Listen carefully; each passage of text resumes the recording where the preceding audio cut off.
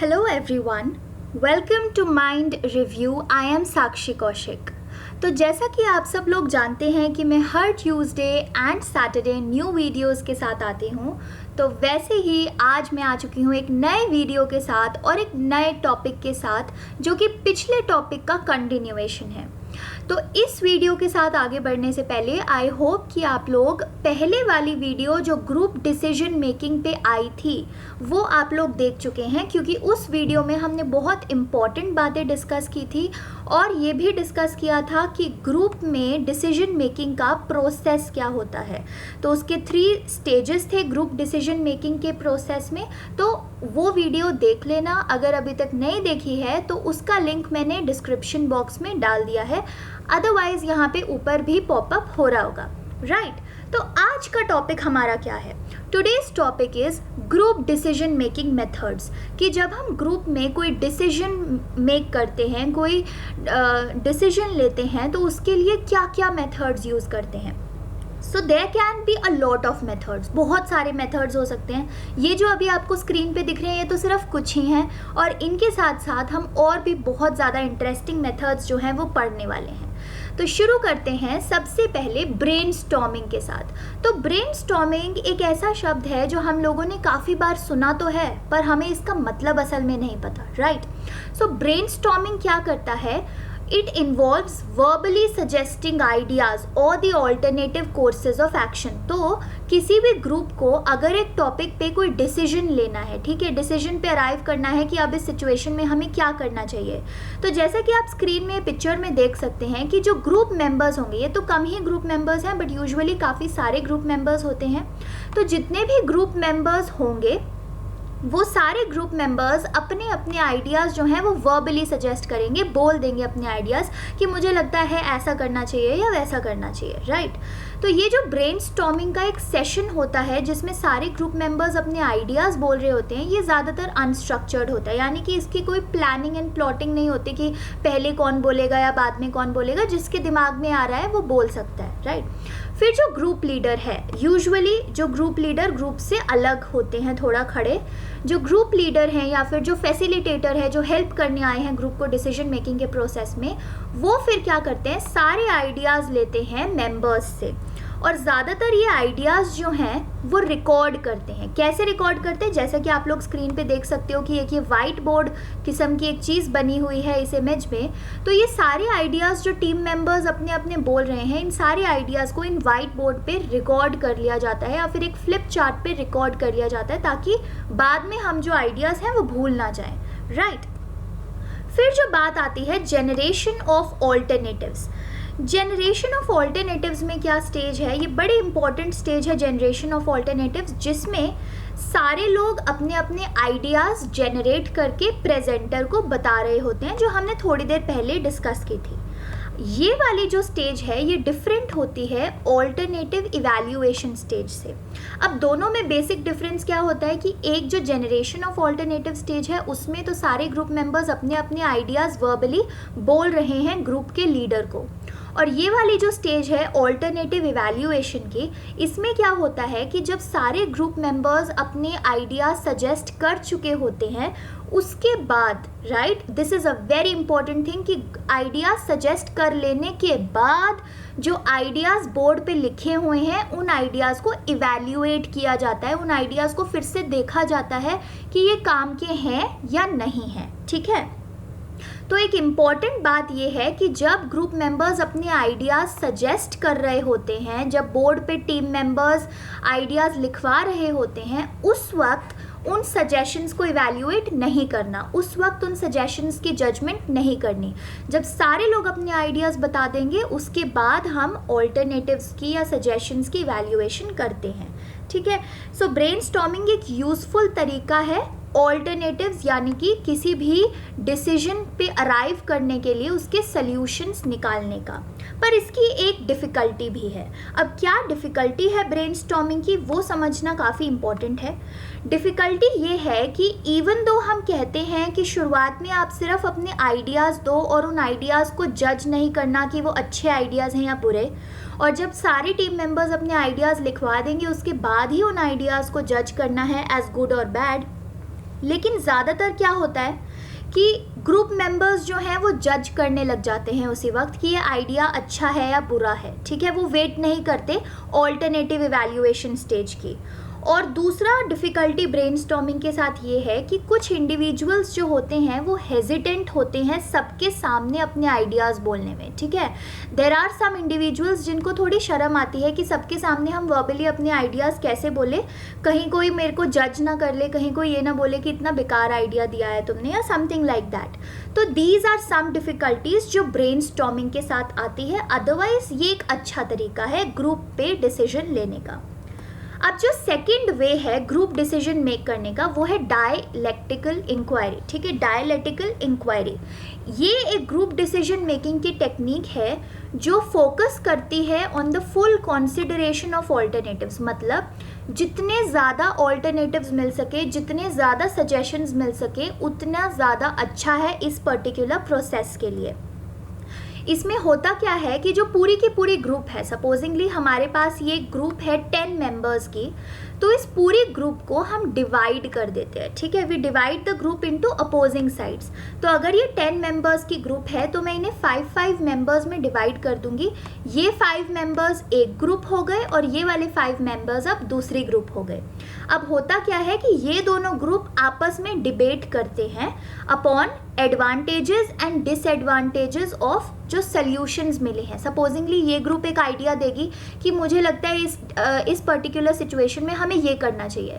फिर ये वाली ग्रुप उस आइडिया के एडवांटेजेस भी देगी और उस आइडिया के डिसएडवांटेजेस भी देगी। तो ऐसा पूरा प्रोसेस चलता रहता है जिसमें हम एक ही ग्रुप को 2 अपोजिंग ग्रुप्स में डिवाइड कर देते हैं ताकि वो ग्रुप्स आपस में डिबेट कर सके of the advantages and disadvantages of the solutions, ठीक है। एक similar group decision making method है, जैसे ये डायलेक्टिकल इंक्वायरी है, इसी के सिमिलर एक और ग्रुप डिसीजन मेकिंग मेथड है जिसे हम बोलते हैं डेविल्स एडवोकेसी। डेविल्स एडवोकेसी में क्या होता है कि सिर्फ एक मेंबर, पूरी ग्रुप में से सिर्फ एक ही मेंबर होता है जो हाईलाइट करता है प्रॉब्लम्स विद एनी डिसीजन। तो इसमें होता क्या है कि पूरी ग्रुप एज अ होल, इसमें हम ग्रुप को डिवाइड नहीं कर रहे जैसे डायलेक्टिकल इंक्वायरी में था, बट डेविल्स एडवोकेसी में क्या हो रहा है, पूरी की पूरी ग्रुप एज अ होल अपने आइडियाज़ देती है कि इस सिचुएशन में हमें ऐसा करना चाहिए। पर उस पूरी ग्रुप में से एक ऐसे इंडिविजुअल को चूज़ किया जाता है जो हर एक आइडिया के प्रॉब्लम्स बताता है, ठीक है। कोई भी आइडिया दिया तो उसके वो प्रॉब्लम्स बताएगा वो एक पर्टिकुलर इंडिविजुअल कि इस आइडिया के साथ ये प्रॉब्लम है, इसीलिए हमें इसके साथ आगे नहीं जाना चाहिए। तो ये टेक्निक भी एक इम्पॉर्टेंट टेक्निक है बिकॉज इसके थ्रू हमें जो है हर एक ऑल्टरनेटिव, हर एक सोल्यूशन के एडवांटेजेस भी पता लगते हैं और डिसएडवांटेजेस भी पता लगते हैं। So both of these techniques are designed to try and make sure that the group considers all the possible ramifications of its decision. Ramifications क्या होते हैं? Side effects. तो ये दोनों टेक्निक्स में जैसा कि आप देख सकते हो कि डिसएडवांटेजेस निकालने पे काफ़ी ज़्यादा एम्फेसिस किया जा रहा है। क्यों? ताकि ग्रुप का जो भी डिसीजन मेकिंग प्रोसेस हो उसके सारे साइड इफ़ेक्ट्स भी देख लिए जाए कंसिडरेशन में। नाउ द थर्ड और एक बड़ा ही interesting group decision making process है जो है nominal group technique. Nominal group technique एक स्ट्रक्चर्ड डिसीजन मेकिंग प्रोसेस होता है, जैसा कि हमने ब्रेनस्टॉर्मिंग में देखा था कि ब्रेनस्टॉर्मिंग सेशंस अनस्ट्रक्चर्ड होते हैं, लेकिन जो नॉमिनल ग्रुप टेक्निक है वो स्ट्रक्चर्ड डिसीजन मेकिंग प्रोसेस होता है।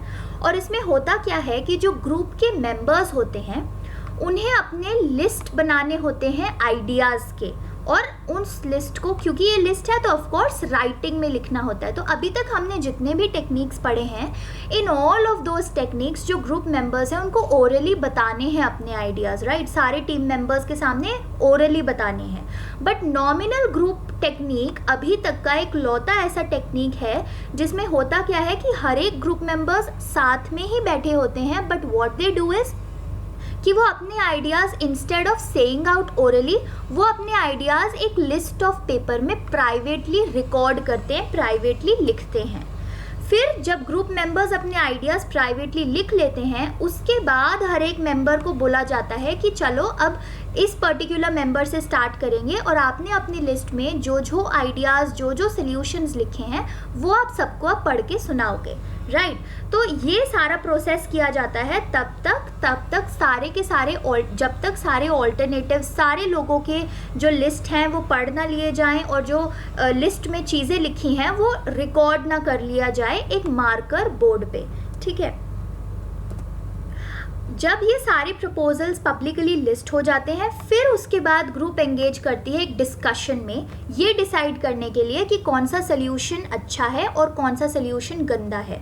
यूजुअली वो उन सल्यूशंस को रैंक करते हैं या फिर रेट करते हैं कि ये नंबर 1 पे डाल दो क्योंकि ये सबसे अच्छा सल्यूशन है, या फिर इस पर्टिकुलर सल्यूशन को 5 out of 5 because this is the best solution. ऐसे करके वो रैंकिंग या रेटिंग करते हैं।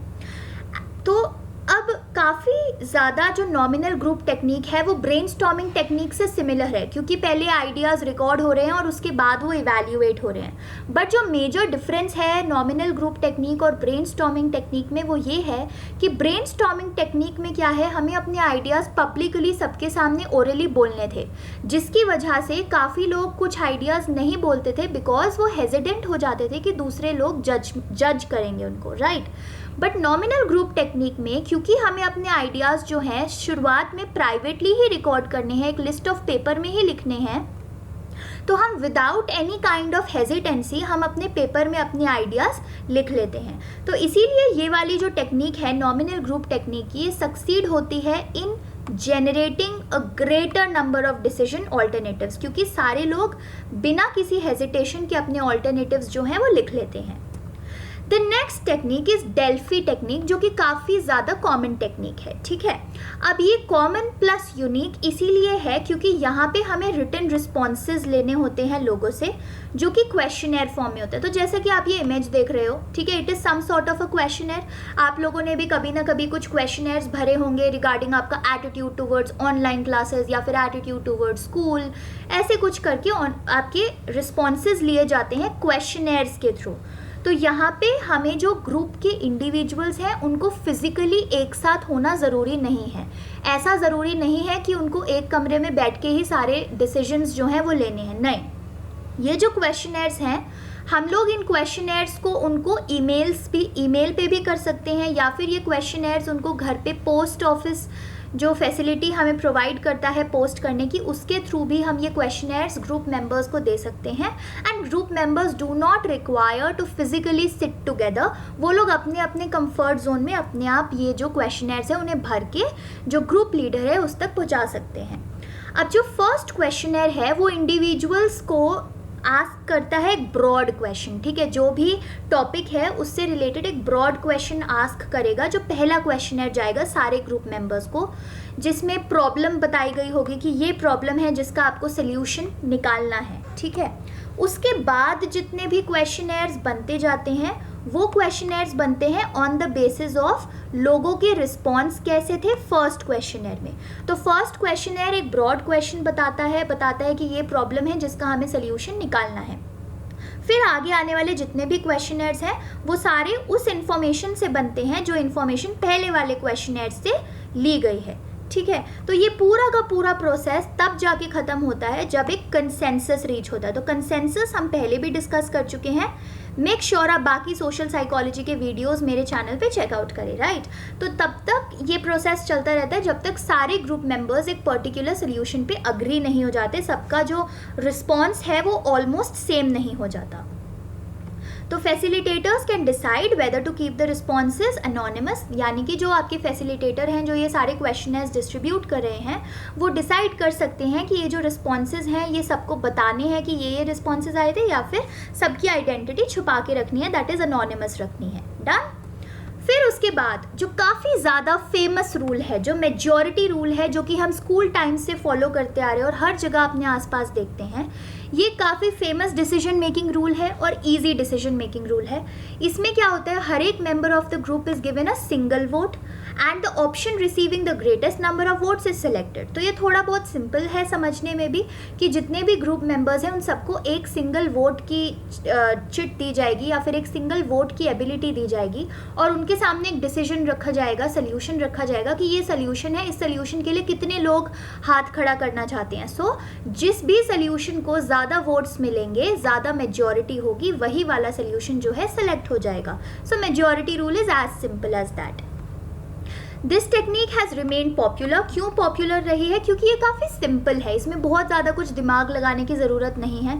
स्पीड है, मतलब बहुत जल्दी अगर हमें कोई डिसीजन लेना है तो तुरंत हम इससे ले सकते हैं। ईजी टू यूज़ है और फेयरनेस रिप्रेजेंट करती है। क्यों? क्योंकि सभी को सिंगल वोट मिल रहा है, तो काफ़ी फेयर टेक्निक है और ये एक इफेक्टिव डिसीजन मेकिंग टेक्निक भी होता है।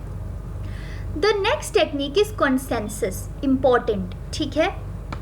ये दूसरा डिसीजन मेकिंग रूल होता है जो ग्रुप्स यूज करती हैं जब गोल हो उस ग्रुप का to gain support for an idea. ठीक है, अगर किसी ग्रुप का ये गोल है कि उसे किसी आइडिया के लिए सपोर्ट चाहिए या फिर किसी प्लान ऑफ एक्शन के लिए उसके ग्रुप मेंबर्स का सपोर्ट चाहिए, तब ये कंसेंसस जो है यूज होता है। इसमें करते क्या है कि सबसे पहले तो this is a very time consuming decision making process. इसमें बहुत ज़्यादा टाइम जो है हमारा लग जाता है।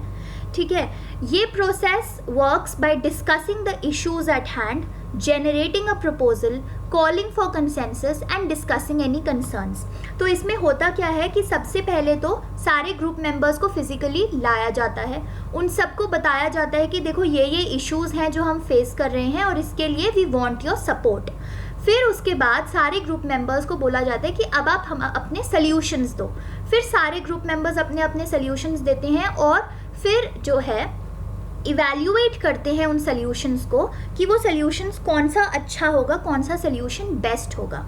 और ये पूरा प्रोसीजर जो है चलता रहता है जब तक कंसेंसस अचीव ना हो, यानी कि जब तक सारे के सारे ग्रुप मेंबर्स अग्री ना हो एक पर्टिकुलर सल्यूशन पे, तब तक जो है ये इनका मीटिंग चलता ही रहेगा। Even though there are 50 members in the group, तो कंसेंसस डिसीजन मेकिंग प्रोसीजर क्या इंश्योर करता है कि 50 के 50 ग्रुप मेंबर्स अग्री होने चाहिए एक सिंगल डिसीजन पे। जब तक 50 के 50 ग्रुप मेंबर्स एक सिंगल डिसीजन पे अग्री नहीं होंगे, तब तक इनका डिस्कशंस होता रहेगा, इनका पूरा जो मीटिंग है वो चलती रहेगी।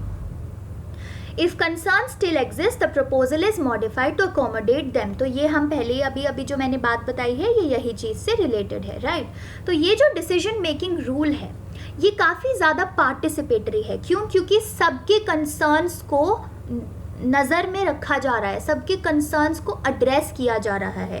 कोऑपरेटिव है क्योंकि सारे लोगों की कंसर्न्स हम देख रहे हैं और सारे लोग इसमें अपना आइडियाज़ इनपुट दे रहे हैं। डेमोक्रेटिक है ऑफ कोर्स क्योंकि सबकी से है, इसमें ऐसा नहीं है कि मेजॉरिटी ने बोल दिया तो यही होगा, सबकी से है। तो रिसर्च ये भी दिखाती है कि जो कंसेंसस का डिसीजन मेकिंग प्रोसेस है वो ज़्यादा एक्यूरेसी देता है। क्यों ज़्यादा एक्यूरेसी देता है? तो देखो, चाहे ये टाइम कंज्यूमिंग हो, even though it is time consuming, लेकिन इम्पॉर्टेंट चीज़ क्या है यहाँ पे देखने वाली कि टाइम कंज्यूमिंग तो है लेकिन फिर भी वो सारे जो ग्रुप मेंबर्स हैं उन सबके इश्यूज़ को सॉल्व करके ही एक पर्टिकुलर डिसीजन पे रीच करते हैं। दैट मीन्स अल्टीमेटली सारे group members would be happy with whatever decision has been taken. ठीक है, so thank you everyone for watching the video till here. Make sure you hit the like button दबाए बिना नहीं जाना है। अपने friends के साथ ये वीडियोस और मेरा चैनल शेयर कीजिए। मेरे चैनल पे आपको मिलेंगी videos related to psychology and related to motivational talks. और जाने से पहले माइंड रिव्यू को सब्सक्राइब ज़रूर करके जाइएगा। लाल बटन होगा जिस पे सब्सक्राइब लिखा है, you have to click that and become a family of mind review. So thank you so much for watching the video. दूसरी वीडियोज़ का लिंक मैंने डिस्क्रिप्शन में दे दिया है and make sure you watch all of them. Thank you, have a good day and bye bye.